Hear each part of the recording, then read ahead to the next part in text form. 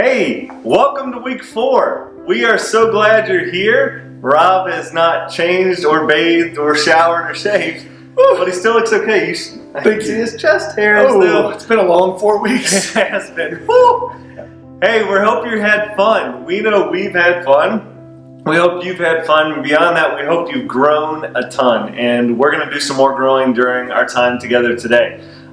Before that, though, I have an icebreaker. You ready for an icebreaker? I'm ready. So, Rob, I kind of consider you my church wife. You know, we kind of have a threesome now with Brent. You know, just under marriage, but you know, you and I have been married for almost 10 years now. Yes. And considering that you're not married to anybody else, I fear that one day when you get aged and old, they may call me to identify your body. And I just need to know, do you have any identifying marks I should know about? Oh, Reverend, this could go a lot of different ways. Honestly, I don't think that I have any. I don't have any birthmarks. No? I don't think that I do. I've got a little scar right here. Little scar? Yeah, a little scar. See, I see it. Okay. I had 5 stitches when I was a little boy. I was an RA, a Royal Ambassador, and I bought a little Royal Ambassador knife, and I closed it up and slit my so that's it. What about you? I do. I have a freckle on my second toe on my left foot. Isn't that weird? I guess it's probably not a freckle then. Maybe it's a mole. Yeah, maybe it is. I don't know. And I have a weird hair spot over here. It stands apart. I have hair, but then I have a weird hair spot right here. Oh, he has hair. And it's because I was in youth group and I was carrying somebody on my back with a blindfold, and they didn't plan very well. And part of it was I was carrying them around a horseshoe pit, and I tripped and I fell on top of the horseshoe spike, and a hair patch grew where I fell. So I have a random hair patch where I fell on that horseshoe spike. That's weird. Yeah. So the mole or whatever on my toe and the horseshoe patch, and I have a bunch of stitches in my chin. Oh yeah, you got a lot. We'll be able to identify. Brent, do you have any identifying marks? No. Brent doesn't want to play our game. All right. Okay. If you have any identifying marks, your group needs to know about it so they can help you someday in the future. Go ahead and get started.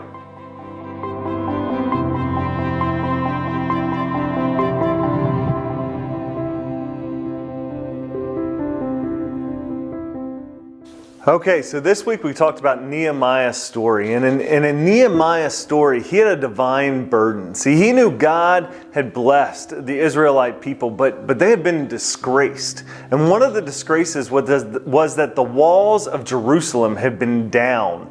And that was a disgrace to their people, and it was a disgrace to God. And so Nehemiah had this divine burden. And it's so funny that many of us, we find our divine direction by identifying our divine burden. There's something in this world that bothers us. There's something that seems not right. It seems unjust. It seems unfair. It seems like it just shouldn't be that way. And so like Nehemiah, we find our divine burden, and that gives us our divine direction.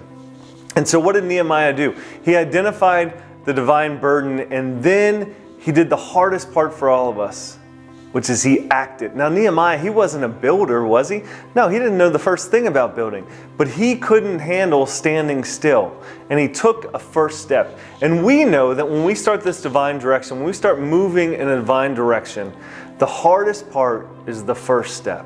It's getting out of the gate, because if you never get out of the gate, you can never finish, and you can never get to the place that God wants you to be. But the scariest part is taking the first step out into the wild blue yonder. The first step into a direction that you don't know where it goes. The first step out of your control and into God's destiny. All of those are scary and they're terrifying, but they're exciting. And it's amazing that in the story of Nehemiah, he took that first step. And he didn't have the skills, he didn't have the talents, he was unqualified. But just 56 days later, the walls of the city were rebuilt. And so here's what I know. God's laid a divine burden on your heart.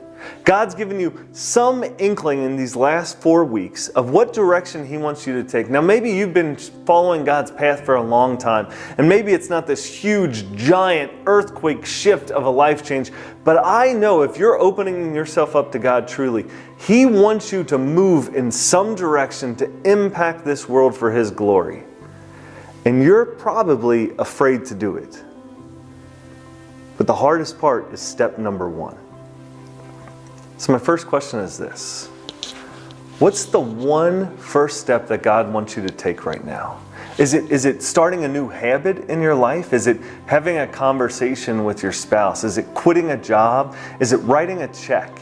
Is it actually going and entering and going somewhere else to help? Is it starting a ministry? What's just the first step that God's laid on your heart that you need to do to start this journey?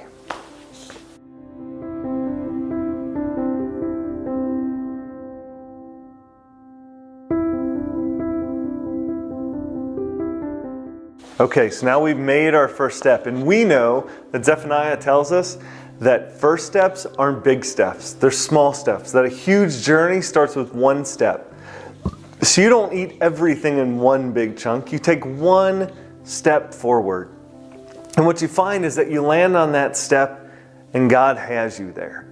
And so now I want to challenge you to start thinking about what might step number 2 be. Because we talked about in week 1 or week 2, what is your first step already? So maybe you've already taken that first step. Maybe you've already had that conversation. Maybe you've already done something that's been that small first step.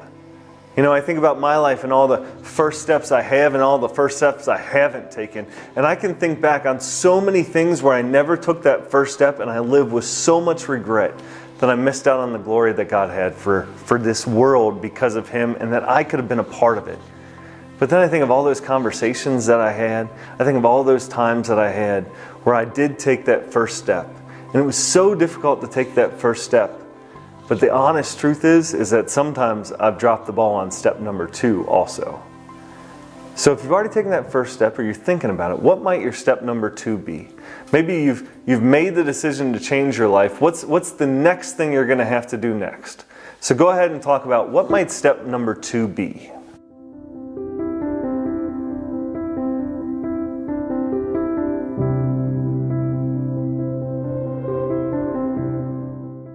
Okay, we're going to wrap it up with a huge question. You guys have had you did week 4, and that's awesome. I hope you know your first step. I hope you've talked about what your second step might be, and I hope you start moving in that direction. We're going to come back, and we're going to have week 5 for you guys to celebrate and have fun, but also to talk about, did you take that first step? Because this group is about accountability too, and God gives us those people to help us keep walking forward. And I thank God for the guys in my group. I thank God for Rob and Brent, that they keep me on track so that I can keep walking with God. So you need this group, and you're going to come back in week 5, and I'm hoping you're asking each other those questions of, did you take step 1 or have you moved on to step 2? But now I want to ask this one question, because sometimes we go through these studies, and I don't know about you. Well, I do know you, because I know you're probably like me. If you're like me, I write a sermon, or I go and I listen to a sermon on Sunday, and by Wednesday, sometimes I forget even what I wrote. I don't even remember what I preached on, which is terrible, because if I don't remember it, why should you remember it? Or if Rob preached like by 1 o'clock on Sunday, I don't remember what it was. So I don't want you to do that with this, because I think there's a lot of content here. So what I want you to do now is I want you to think back through this whole series. So in week 1, we talked about that God cares about the who before the do, and He cares about the why before the what. We talked about that God cares about who you're becoming before what you're doing, and that who you're becoming will guide what you're doing. And then He talked about the why. He cares about your motives more than what you're actually doing. He cares about why you're doing it. That's what makes Him happy. That's what changes the world. In the second week, we talked about asking God for wisdom, asking God for this gift of discernment and wisdom so that you know. And we talked about walking with the wise, having a group of people around you to help encourage you and keep you going, to keep you so that you know what God is asking you to do. So that strong prayer life, that strong connection with God, and then good people around you. In that third week of the series, we talked about trusting the process. we talked about how God's going to give you a spiritual prompting. And after you get that spiritual prompting about what step one is, you're going to have certain uncertainty. You're not going to know what comes all the way down the line. He's not going to lay it all in front of you because you'd be scared as all get out if he did. He's just going to unravel. He's going to be a light unto your feet, not a light that unravels the whole thing. He's going to let you see right in front of you. And after he gives you certain uncertainty, there's going to be predictable resistance. It's going to be tough. It's not going to be easy. And finally, you're going to find yourself with uncommon confidence to go out and live every day in this world, living out your mission and your purpose. And then this week, we talked about you can never finish what you don't start. That you got to take step one. So I want you guys to sit together as your group, and I want you each to think individually, okay, if I can take one truth from this series and I can kind of lock it up in my brain and say, I'm going to keep this one truth with me because I know this will really impact me going forward and I don't want to forget it. What's one truth that you want to carry away from this series and why? Go ahead and have that conversation with your group now.